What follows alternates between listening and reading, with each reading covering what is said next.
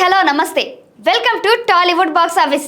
Surrender అనే తమిళ చిత్రం యొక్క ఉత్కంఠభరితమైన క్రైమ్ థ్రిల్లర్. ఇది ఎన్నికల సీజన్ లో 5 రోజుల్లో జరిగే సంఘటనల చుట్టూ తిరిగే కథతో ఆకట్టుకుంటుంది. గౌతమ్ గణపతి దర్శకత్వంలో తెరకెక్కిన ఈ చిత్రంలో తార్షన్ త్యాగరాజా, లాల్, సుజిత్ శంకర్, రవీనా రవి, అనిత సంపత్ ముఖ్య పాత్రలో నటించారు. ఈ సినిమా ఒక పోలీస్ యూనిట్ మరియు ఒక గ్యాంగ్స్టర్ మధ్య జరిగే ఘర్షణను రాజకీయ నేపథ్యంలో అనూహ్యమైన మలుపులతో చూపిస్తుంది. ఇప్పుడు కథ గురించి మాట్లాడుకుందాం.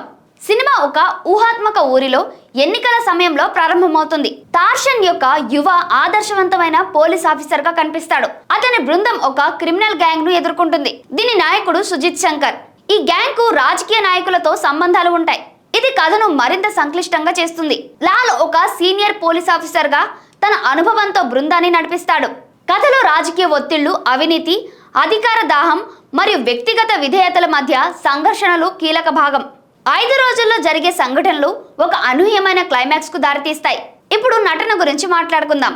తార్షన్ త్యాగరాజా ఒక యువ పోలీస్ ఆఫీసర్ గా తార్షన్ తన నటనతో ఆకట్టుకున్నాడు.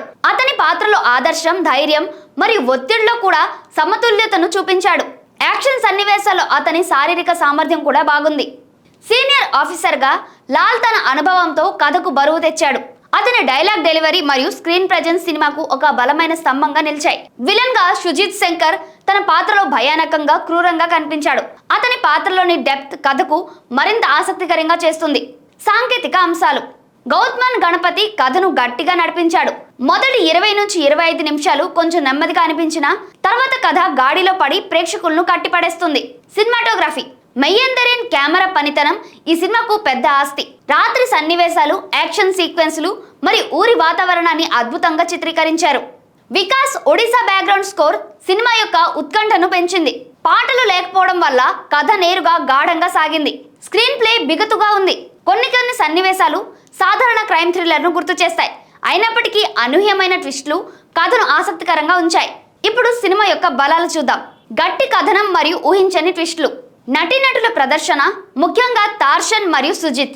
సాంకేతికంగా ఉన్నతమైన నిర్మాణ విలువలు. పాటలు, రొమాన్స్ లేకుండా కథపై దృష్టి పెట్టడం ఇది తమిళ సినిమాలో భిన్నమైన ప్రయత్నం. ఇప్పుడు బలహీనతల గురించి మాట్లాడుకుందాం. మొదటి 20 నిమిషాలు నెమ్మదిగా సాగడం. కొన్ని సన్నివేశాలు ఊహించినట్టుగా అనిపించడం.